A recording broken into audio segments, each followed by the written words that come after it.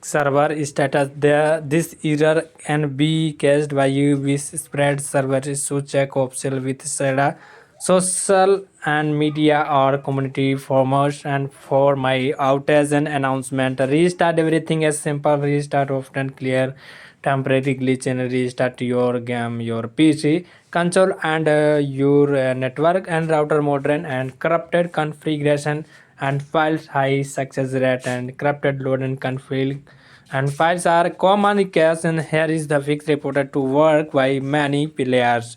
So log out of Fallout and 76 and close the game and press window key plus R type and unprofitable and percent and documents my games and Fallout and 60 76 and press enter. Delete the Fallout 76 any and Fallout 76 prefet prefs and ini file and restart game. It will create a fresh and configure file, and you need to read your settings and disable VPN proxy VPNs or dynamic IPS can triggers and server side and block and disable them and try static IPN possible and change your DNS, and some players fix this by switching to public DNS. Google 881 8.8.8.8 and 8.8.44